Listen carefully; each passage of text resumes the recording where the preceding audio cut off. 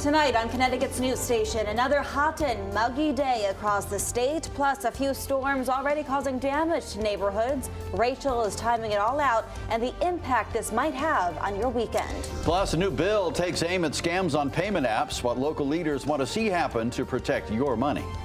And major money for Mothers United Against Violence. We're hearing from the organization tonight about what it means for them. Fox 61, Connecticut's news station, starts with a weather impact alert. Roads are closed and some people are without power in a few Connecticut towns after a powerful storm. Thanks for joining us for the Fox 61 News at 6. I'm Brent Harden. And I'm Bridget Bjorlo. Right now, there are widespread power outages in East Windsor, impacting about 1/3 of the town there. And in Granbury and Simsbury, emergency crews are staying busy cleaning up downed trees and wires. You're looking at new video tonight just into our newsroom showing the storm from earlier this afternoon. Thanks to Steve for sending this our way. But you can see just how strong those winds were. We also sent a crew to check out the damage, and they found trees that were on top of homes. It's a storm that people in Simsbury say came out of nowhere. It's crazy, just all of a sudden rain and wind just hit this town super hard. Things were flying around everywhere. Tree went and hit my wife's car. Tree went through someone's house down the road. Power was flickering on and off, and wildest thing I've ever seen in my life. Now, Simsbury police say several roads are closed. Emergency crews are working with utility companies to clear those roads quickly. Remember, stay away from any wires and utility poles that are down or appear to be damaged, and call police.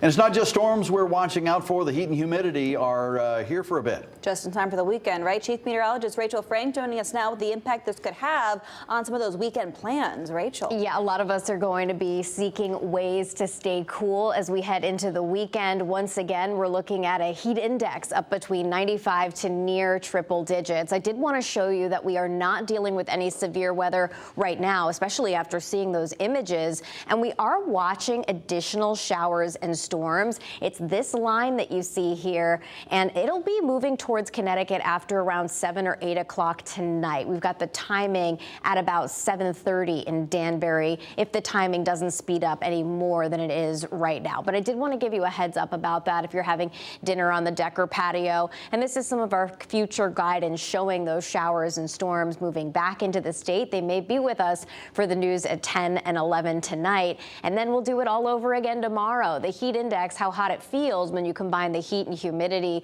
still up to 94 in Chester. It's down to 85, only 85 in Windsor Locks, and we've got actual temperatures that are in the 80s all across the state. So a weather impact alert again in effect for tomorrow from 11 to 7. A heat advisory is in effect again because of those heat indices that could approach triple digits. You know the drill by this point. Hydrate, making sure that you're getting some time in the AC. We'll see highs up around 90 degrees, and there is again a chance for a shower or storm. Although I think if you have outdoor plans, they're mostly going to hold off until later in the day and at night, but make sure you have a way of getting alerts just in case so you know it's time to head inside. I think showers and storms will be more numerous for Sunday afternoon. We'll get a closer look coming up. All right, Rachel, thank you. Preparation key tonight. After years of hearings and investigations, a few hours ago, Connecticut Senator Richard Blumenthal introduced a new bill to protect you from scams through payment apps. Payment apps including Zelle, which Blumenthal says is enabling financial fraud. Fox 61 political reporter Emma Wolfhorst has been following this process and brings us the latest. Zelle has become a mecca for con artists and scammers. Friday, Senator Blumenthal introduced new legislation to protect consumers from payment scams. We want to hold Zelle and the banks that own it accountable for reimbursing losses by innocent customers, money out of their accounts. Zelle and similar companies make instantaneous and irreversible payments as easy as a few clicks on your phone.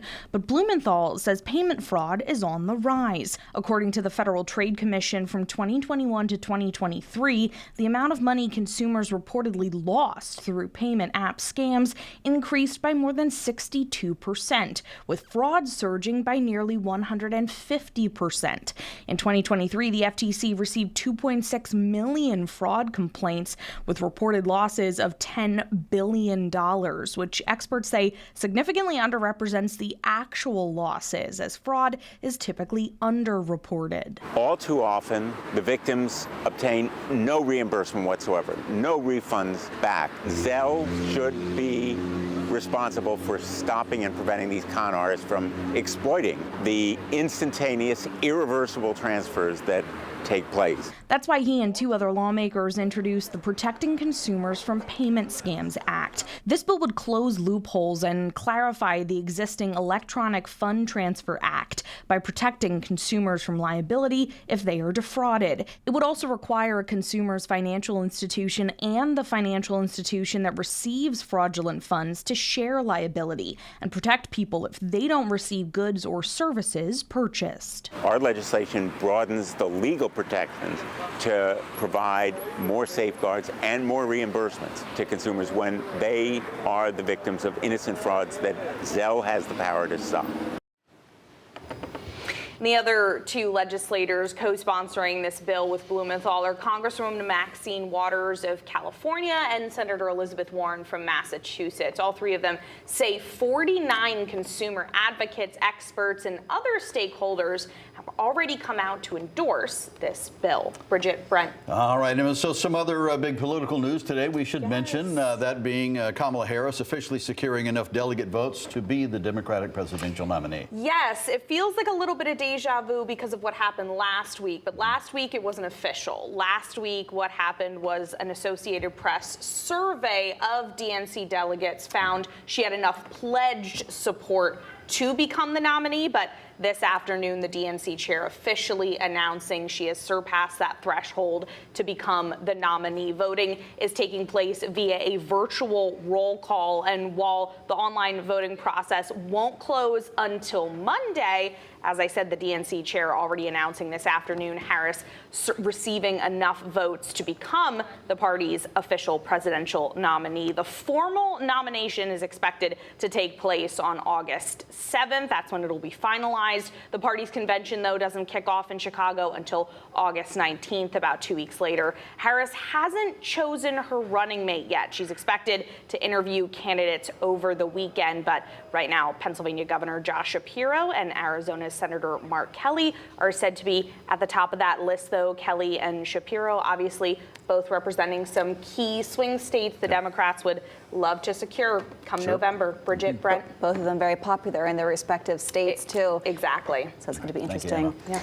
All right, thanks, Emma. In other news tonight, Connecticut senators presented another $500,000 check to Mothers United Against Violence. The money comes from federal funding that's used to provide trauma services and mental health support to survivors of violent crime. That includes their families, of course. But more than anything, the money allows them to be a community for one another as they grieve their loved ones and continue their call for safer streets.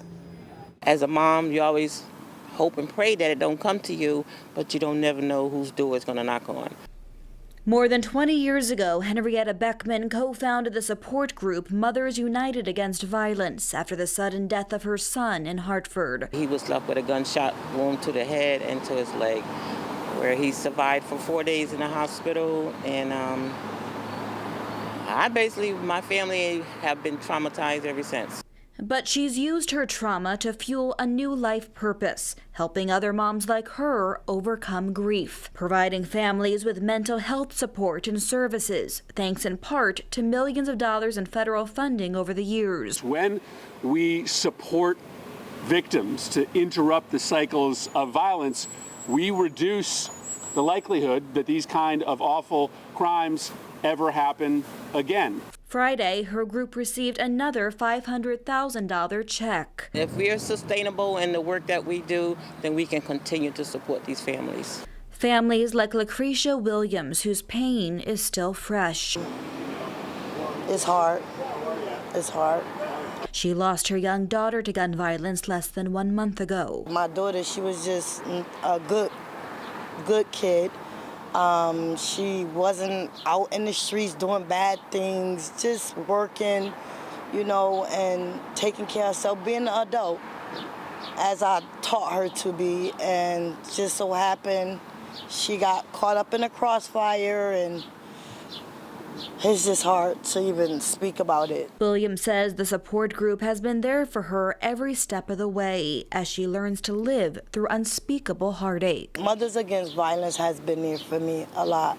I don't know how I'm doing. I don't know if I'm even breathing, but I'm trying. I'm trying and trying. That's all I know right now.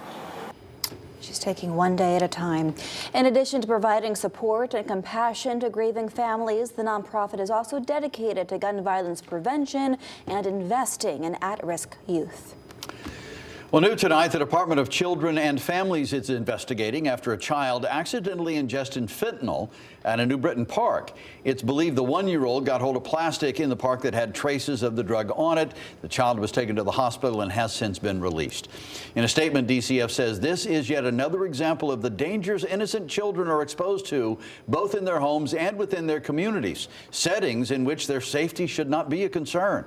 DCF also says the child's caregiver acted appropriately, so they believe, quote, there is no reason to initiate a further law enforcement response aside from their first 911 call. The Justice Department hitting TikTok with a lawsuit tonight, the agency claiming the social media platform violated the Children's Online Privacy Protection Act, saying it collected children's data and knowingly let kids under 13 create accounts and interact with adults. The DOJ says this has been going on since 2019. The suit also names TikTok's parent company ByteDance. It asks the court to fine both companies over the violations. We are following some breaking news from Burlington tonight, where state police are investigating after a bear was hit and killed by a vehicle. This happened around 4:30 this afternoon along Spielman Highway.